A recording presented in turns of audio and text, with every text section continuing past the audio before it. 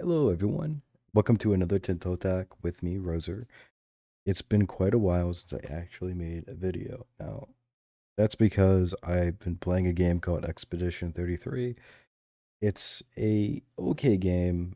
I really liked it at the start, but I have to say, spoilers. Skip like 20 seconds ahead if you don't want spoilers for the game. But I stopped playing as soon as they killed Gustav. I just I don't know how they could do that. Let's actually start talking about what this guy is saying. Hello and welcome to one more Friday, the Tinto Flavor. The happy days in which we take a look at the flavor content of Europe Universalis 5. Today, a day after an infamous anniversary, we will be taking a look at the Byzantine Empire, or the Eastern Roman Empire, you should call it, as you're free to pick the custom name you prefer. So I guess they chose not to choose a side. Pretty cowardly of them. Um, so yeah, they give us an option to choose, which is a little surprising. I would say it's a smart choice for everyone because if you want to be the Byzantines, you can be the Byzantines, even though that's not what they called themselves, and that's not what people called them back in the time. You can still call yourself the Byzantines for like for laws, right? Or if you just like the name better, you think it sounds cool. If you want to be a Chad, um, like truther, someone who is actually correct, you could be the Eastern Roman Empire. There you go.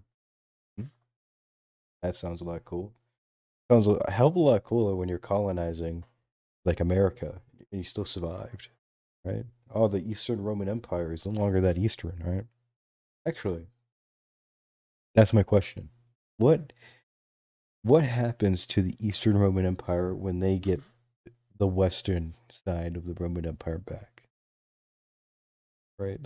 You can't have this awkward phase where in Paradox games you have a sort of like a battle of will when you have to collect certain amount of provinces listed on a list. Sometimes you don't need all of them, but you need most of them to be able to change your name. It would be kind of dumb if the Eastern Roman Empire had like half of Spain and they're still called the Eastern Roman Empire just because they don't have like Italy or Northern Africa or something, right? I just I don't know. I feel like that'd be kind of odd. Anyway, let's continue. He says, "Let's now start with the content itself. Here's some fluff. I shall read it to you. Once a proud empire that stretched from Egypt and the Levant to Liberia and Italy, Byzantium now faces a decadent period that began almost 3 centuries ago. During his reign, Emperor Andronicus Palaiologos saw fit to dissolve several key institutions, such as the navy, in an attempt to save the dying economy of the country, while the theme system continued to be a shadow of what it was as the empire lost territory across all fronts.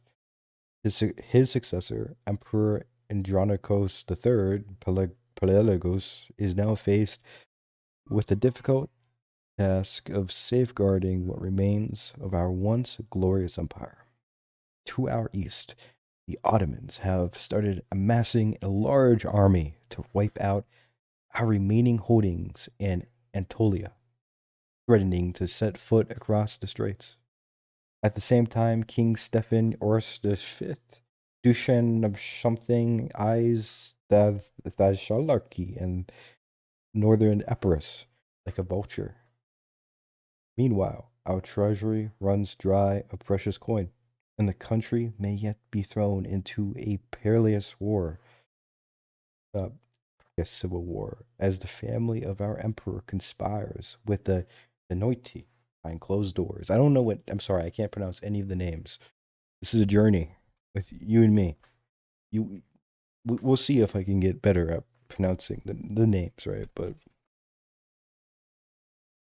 so you have 79% Greek, 14% Bulgarian, 2% Armenian, 1% Armenian. I guess that's Aramean, and that's Armenian. And then 0.70% Romaniati. I don't know what that is. Forgive me for my blissful ignorance. And of course, um, the Eastern Roman Empire has 97% Orthodoxy. This is probably before the Great Schism. I am interested in this to see what a Catholic Eastern Roman Empire would look like, and if that is possible. And like, would the flag change? Would would flavors change? Would that would that be centered around DLC? Right? Like, could you have custom events for a Protestant Eastern Roman Empire? That would be kind of crazy. Or an Eastern Roman Empire that's Jewish. Most of them follow Judaism. I'm not sure if you can convert so many pops into a religion like that. I'm not sure how hard that would be or how long it would take, but I'd like it to be possible, right? We are dabbling into alternate history, or not. Um, yeah, it's so beautiful, so pretty. I could just look at this all day. Now, there's a lot of improvements that could be made. I've seen the comparisons between Imperator Rome and in this, of course. And Imperator Rome is so beautiful when it comes to graphical, like height maps, mountains, and all that. I gotta say, this gives me more like a CK3 vibe when it comes to the mountains. Because CK3, their mountains are not really that treating. Like, you could see them, they're part of your map, but they're kind of not that tall. At least the feeling of it's not that tall. Maybe it's not as 3D, right? It's so pretty. You got Athens here,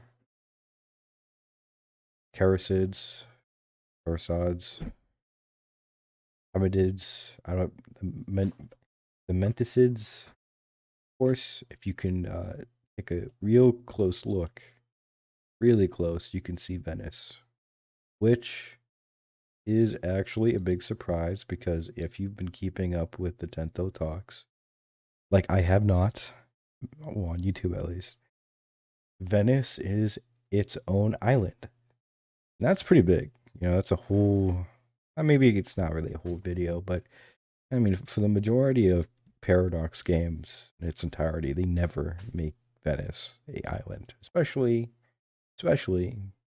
very much so, especially in EU4. Huge thing. So many Reddit posts saying how it does not make sense. Oh, I play Venice, but I'm on land. I don't know. Like, I'm connected to the mainland. This doesn't feel blah blah blah. Doesn't make sense. Can you fix it? They say, they're right in that sense, right? Like, of course they're right. I don't disagree with them at all. True name option each. Okay. I I obviously he favors the Byzantine Empire because he did the Byzantine Empire map mode with all the pretties, and then he did a regular map mode with the Eastern Roman Empire. I see what he's trying to do. He's trying to psychologically confuse you, trying to make your brain associate the Byzantine Empire with the better map. That's what he's doing. I'm calling his bluff. Byzantine, which is the name that I will use from now on as being the most commonly used by the community. Whatever. Starts with a bunch of reform privileges. Okay. So I'm guessing this is like EU4. You got your crown, then you give certain privileges to each e-state, which, by the way, they shouldn't be called, forgot. they should be called e-states, right? Wait, no, it's like it's like a Latin word. My God. Okay, well, let me Google it. So the French old estate names. Uh, Lord Parliament.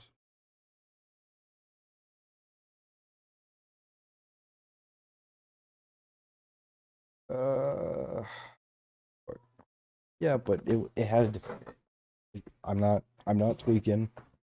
I'm not tweaking out. Like, it was Latin. I know it was a Latin name. The Ancien regime. Yes. Okay. France, well, most important being the problem with France. Okay, well, the East states were called the Ancien regime. So maybe in France, it should be called the Ancien regime. They should be called the East states. I think I've seen something where it's not called East states. Correct me if I'm wrong, if I have delusions or not, but I have no idea what kind of privileges these are. Don't know what this is. Maybe extra gold, where you pay less gold to them. Um, marriage privileges between local nobles, maybe. Um, knighting. I don't know. I don't. I honestly have no idea. I'm guessing the Dynatoi is either a rival dynasty or something, or they are just your lords and whatnot. Most of the estate privileges are generic ones, but there is a unique one for each estate. We will show them in a later section of the TF as they're related to the Byzantine succession crisis, a disaster that may happen to Byzantium early on. Regarding the starting reforms, the first one is a generic one, while the other two are unique. So, first one, being autocracy, is the generic one. It grants plus 10% crown power and also has monthly progression to aristocracy set at 0.10. Autocratic monarchies concentrate power in the hands of the ruler. The state is often seen as their personal property. It is not uncommon for rulers to have ministers and supporters, but these are then referred to as members of the royal household. Then the second one, which is not a generic one, is called the theme system. It grants you plus 25% noble power. Also allows thema headquarters, and it sets the conditions for the monthly progression to decentralization by 0.05, which is interesting. It is a system of provincial headquarters and armies spearheaded by a strategos with dual responsibilities to protect the locals and establish authority at the behest of the empire. This system replaced the provincial administration of the Diocletian and has served our people ever since. Excuse me for butchering that. Um, the Thema headquarters itself, the building, has 1,000 soldiers in it. It grants you negative 5% max control, gives you 10 plus manpower monthly, and you can recruit regiments here there. So, um, I'm guessing that like if is it says it's a government reform, so it's some kind of maybe looser monarchy. Like it's like a confederational monarchy, I'm guessing, because you can have headquarters in all like local land. Does this put it in every province, or do you have to like once you get this government reform, you have to put it in every single province, or do you like does it do it automatically, or do you have to do it individually to achieve the system or something? Or once you just hit that reform, it does it for you? Or is it neither? Or you can get it, but you also have to individually like place down the building type, the therma headquarters, right? I wonder. The administrative military centers that make up the theme system. These are headquarters, serve both as rallying points for our imperial army and local governorship positions for our generals. Okay. I'm assuming it's something you're going to have to select, but you have to unlock. You have to. I think you're going to have to get the theme system reform, and then you will have the ability to make these buildings. I think that's probably how it's going to work. It costs zero point 0.5 cloth or something. I don't know what any of these materials are because I have not played the game and I've watched a bunch of gameplay videos, not not watched a tutorial on how to manage your economy yet. Because the game's probably going to change so drastically. It's going to be like Victoria 3, where it's like the economy is going to be like totally reworked and you might as well just wait. Okay, the next one is the Quitia Catholici. Catholic Catholicoi? Catholicoi? I don't. It's a government reform. And it gives you plus one cabinet seats and plus 20% estate power from cabinet positions. It goes on to say that the Quetai Qualikoi colloquially referred to as the universal justices of the Romans have come to represent the pinnacle of the Byzantine legal authority, merged from the reforms of Emperor Andronicus II Pelagius in 1296, initially compromising 12 judges of both secular and ecclesiastical backgrounds, later streamlined to a panel of four. This illustrious, illustrious court, illustrious court, this illustrious court holds unparalleled authority with no recourse for appeal. During the years, okay, can't even read.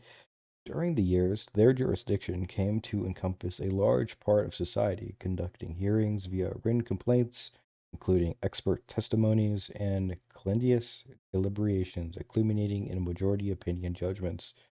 So, for anybody who um, is curious and also has no clue how the United States government came around, right?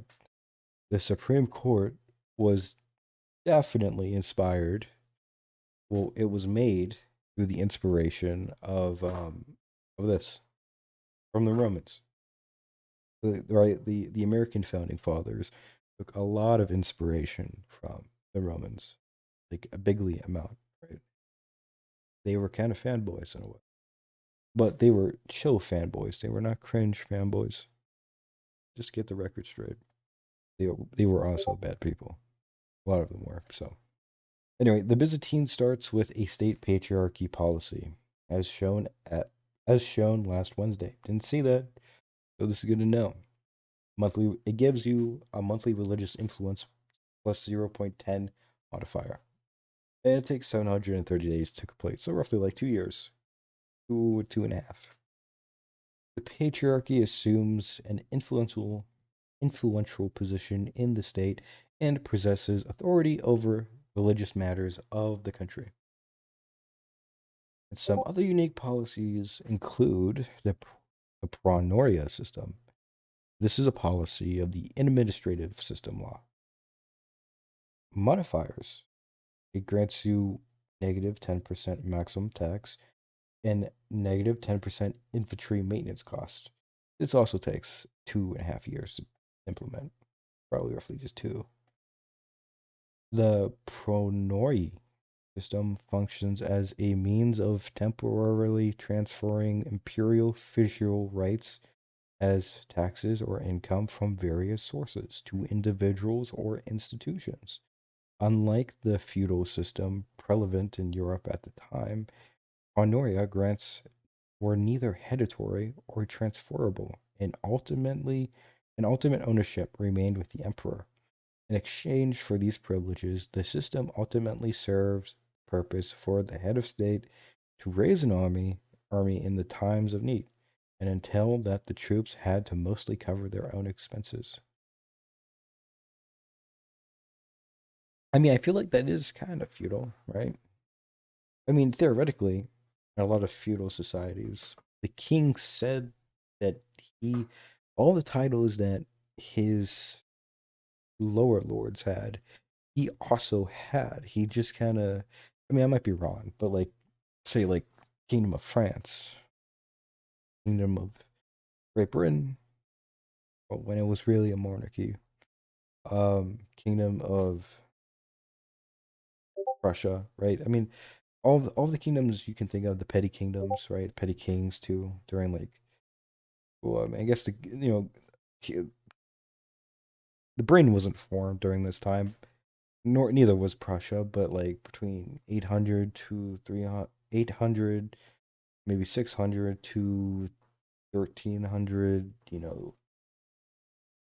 I feel like the majority of kingdoms kind of knew that the king technically owned everything, but he was granting them privileges to be lords or something. And, they got to inherit those privileges the king granted their fathers, and that they had to carry on the tradition, the honor, the oath, and all that. I might be wrong, but I swear that's how that's supposed to work.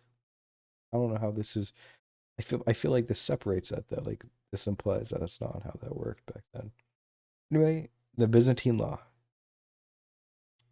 So this is a policy that essentially grants you plus 2%, 2.50% clergy state satisfaction equilibrium. I'm guessing it eases the clergy, right? Makes them happy. You also become more centralized, and you can do some more government reforms, which honestly doesn't even seem that bad. Byzantine law. So the description is the Byzantine law, involving from Roman law with Christian and Hellenistic influence, largely derives from the Justinian corpus juris civilis, emphasizing ceremonial emperor rules and reflects philosophical and religious ideals, I would say. Interesting. It also has quite a bunch of starting works of the art. You got the Theodosian Wall, unknown creator.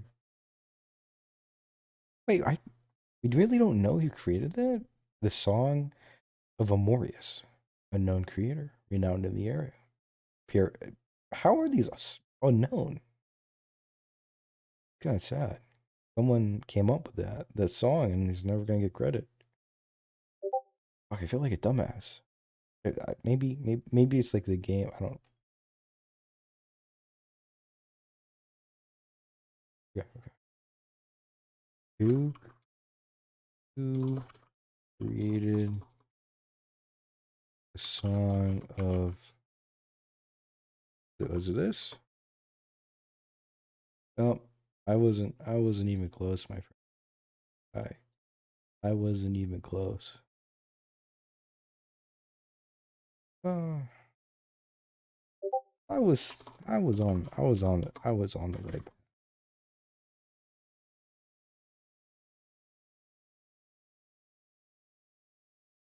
Fuck,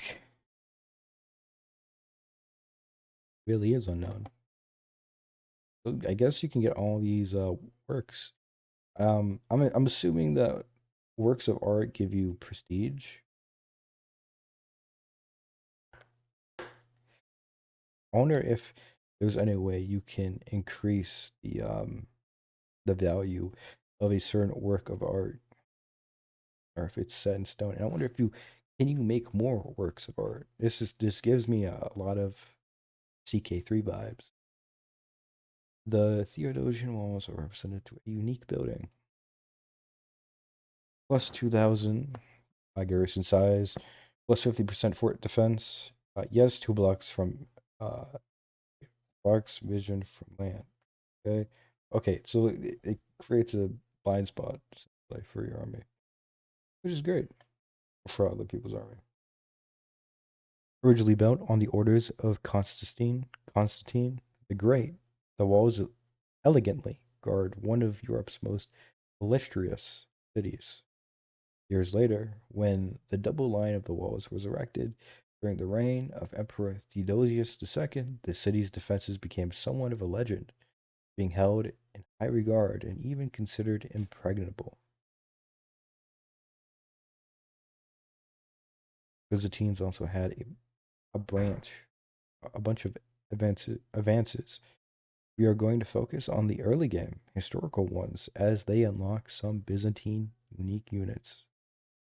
Okay. Um, huh. Tolerance of faith plus 1%. This is all interesting, but there's just so much.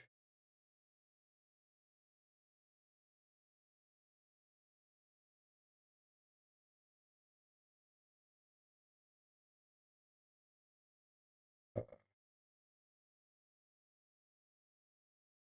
Man, this is so fucked up. I honestly have to get to work soon. So, and I need to post a video, so I'm just gonna do a couple of these and I'm gonna go. Honestly, these events look pretty great. Um, you know, I've been arguing with people. I mean, not arguing. I should say having friendly discussions around the subject of 3D designs, and I've been enlightened. My eyes have been opened. I must say, they they absolutely do need work. Now, I will not yield to the idea that 2D characters are better. Completely disagree. Okay? When it comes to portraits, I believe that a 3D model is 100% way more beautiful, way more way more interesting, and probably immersive, right? When it comes to the 2D, it just feels bland. Okay, the 3D, coming back to that, the 3D models also feel bland at times. 2D models just feel like it's a past relic of old Paradox games, right? Victoria 3, CK3, maybe Stellaris in the future, right? But and now this game, they're all going to have 3D character designs. That's kind of just the new standard, and I've accepted that. In fact, I've enjoyed it. I've learned how to find it immersive, but they need to up the budget for the character designs. Okay, if they want their goal to be 3D characters in the game to represent, well, characters, they need to make it better. This is not cutting it. That looks too plain. Okay, we need better shaders. We need better clothes. This looks like this just kind of it just feels. I'm no artist, okay, and anyone who made this, every single person who's had a touch with designing this is better than me, okay. But I have to say, please, please focus more time on fixing the characters. It, they need. They just. They just look kind of off. I don't know. Like we see games where characters look cool. They look great. They feel great. Make them look better, right? Make them add more little texture to the face. Don't make them look like clay sculptures. Okay. I mean that might be a lot of people's problems, right? Try to limit as much as you can glitches with the clothes because if you've played Victoria 3 or CK3, you will know that the clothes constantly glitch sometimes, right? Um, I don't know, to try to perfect it in this game. Try to master it. I mean, this crown looks goofy. Okay, this crown doesn't even look like a real crown. It looks like an asset. It looks like a 2D asset. Honestly, it looks like a 2D asset. It looks like a PGH, PNG, right? It looks like they put a PNG on his head. I don't know. Not to be mean or cruel, I love Paradox and their art team. I mean, it's one of my favorite aspects of the game because I'm like really dumb is actually just viewing the art. Like the UI like this. I actually quite like the UI. This is perfect. I wouldn't, I think they've done it. I think this is fine with me. I'm fine with this. Right, but it characters. See, this looks okay. This looks a little better, but I just, the 3D characters also suffer from a thing called like reused